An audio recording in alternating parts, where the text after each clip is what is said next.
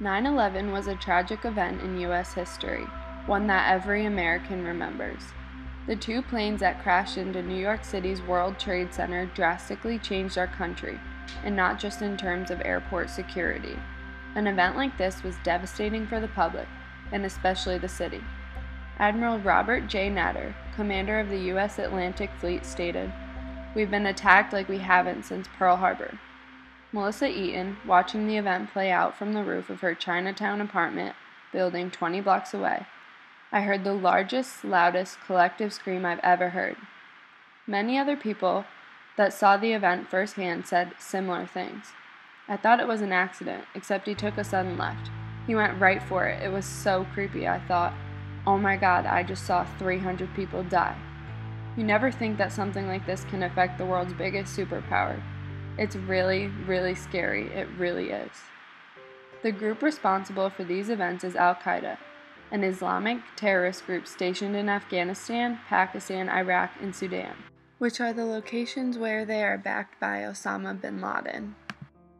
Their goals are to create a worldwide Islamic caliphate in which every person is Muslim and follows a strict and reformative Islamic law, also called Sharia law. That is defined as the code of law derived from the Quran, the holy book of Islam, and from the teachings and examples of Muhammad, the holy prophet of Islam. Al-Qaeda uses Islamic law in its strictest form, where punishments could include being publicly executed for small crimes. However, Muslims in the United States are not actually trying to impose Sharia law on the country in any way, shape, or form. Most want to be functioning members of our society. To put it in simpler words, Al-Qaeda associates itself with Islam, but Islam is not associated with terrorism despite what people think. But with these misconceptions, Muslims are discriminated against for their religion in the workplace, community, when traveling, in almost every aspect of life. In 2009, Muslim workers filed a record of 803 claims of employment discrimination. It had gone up 20% from the year prior and 60% from 2005, according to federal data. Examples of this include calling them terrorists, Osama, or forbidding them from wearing headscarves or taking prayer breaks. Muslims make up under 2% of our population, but they account for about 1/4 of the 3,386 religious discrimination claims in 2009. The workplace environment is not the same as it was pre-9/11, as the statistics display.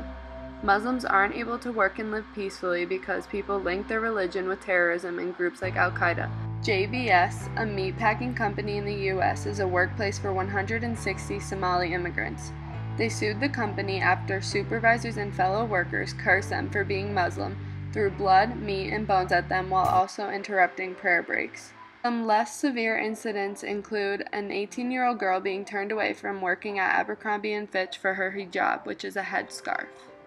Probably one of the worst areas of mistreatment is the construction of mosques, Muslims' place of worship.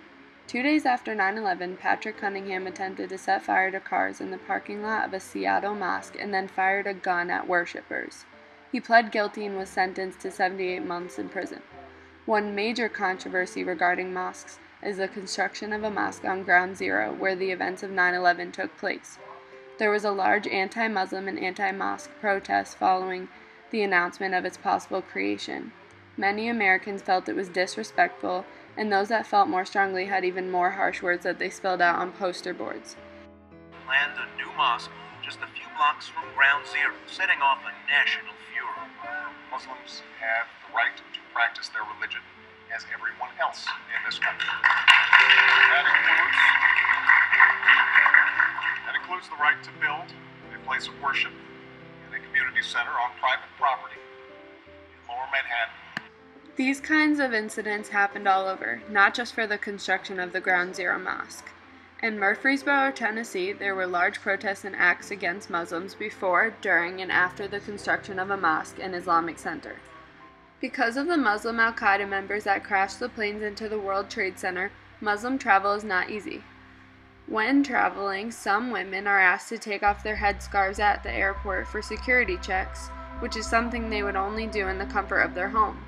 They also will face excessive security checks and questioning, making the traveling process a large hassle. Tourist visas are another issue. In 2002, the number of tourist visas given to Pakistani citizens, a predominantly Islamic country, fell almost 70%, and immigrant visas dropped more than 40% compared to 2001. Egypt and Morocco also experienced very sharp drops in visas issued in 2002. Those that struggle the most with American Muslim opposition are today's youth. They are referred to as Generation 9/11 because of the way they have become objects of ridicule at school or suspicion at airports. Only 58% of foreign-born Muslims said Americans were generally friendly to them, while only 37% of their native-born offspring agreed.